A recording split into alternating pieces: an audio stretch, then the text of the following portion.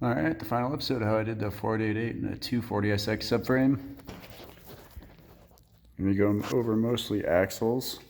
So what I did was I ended up taking Ford Explorer inner axle stubs and cutting them down, and then welding these TF Works 350Z axle flanges that they sell for the R200 diff, the 240SX diff. I didn't take a lot of machining to make it work right. It worked pretty well. I wasn't able to do a weld all the way there just to get the bolts through, but with the zigzag pattern and also it's welded on the inside, I'm not too worried about it. Came out pretty good. And then I was hoping to use just 350Z axles, but fortunately they were way too long and I had to cut them down. So I think I went to allmetals.com and got these 4130 chromoly sleeves. These were 1.5 inch outside diameter, 0.75 inside diameter. I had a machine shop machine these, and actually my buddy machined these, same guy who did the TF flanges for me.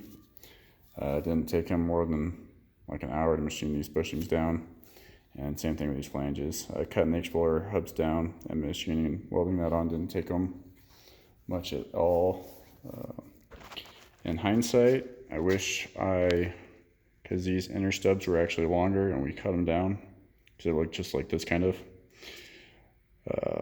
And I wish I welded this one out a little bit farther so both axle lengths would have been the same. So I could have made one axle length and it would have worked for both sides. But so if you do that, I recommend doing that.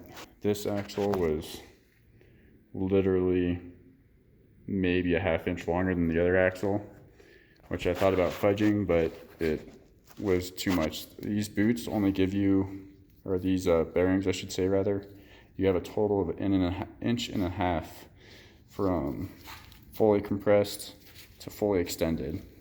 So you want to make sure you get your play set up right.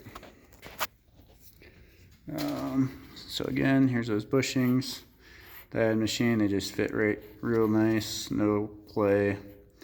Just cut my axles down and then I'm welding in place. Also, these drill marks are alignment marks from before cutting the axle in half. So when I weld this sleeve on, I know all my bearings are clocked right.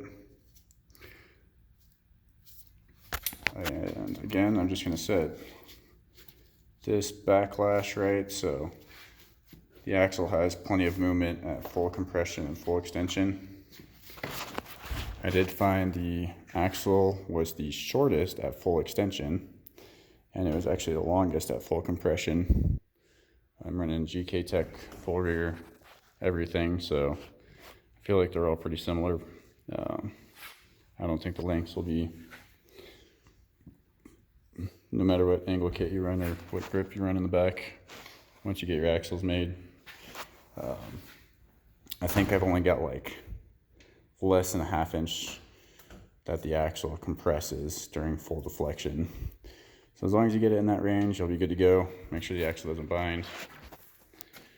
I already got this one started. And yeah, I'm just I got my welder set up at 200 amps. And I am just hitting it really quick. And then putting the filler rod in and then taking it off really quick. ER80S D2 filler rod. I got that off an engineering forum, talking to an engineer, said it was the best.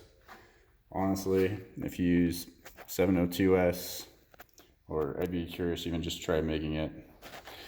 With that flange, I really doubt these axles are going to break. I hear a lot of people break axles from hitting walls, stuff like that. Horsepower wise, I don't think these sleeves are going to give me any issues. I did the same thing welding Ford Explorer inner axles to 370Z outer axles with a lot thinner sidewall using that same ER80S D2 rod, and it's going 2 years on 600 horse running KR20A 200 tread wear tires, and his axles have been holding up great. So yeah, there's the 4888 and the 240SX subframe. So I'm gonna get these things welded up and get it bolted into the car.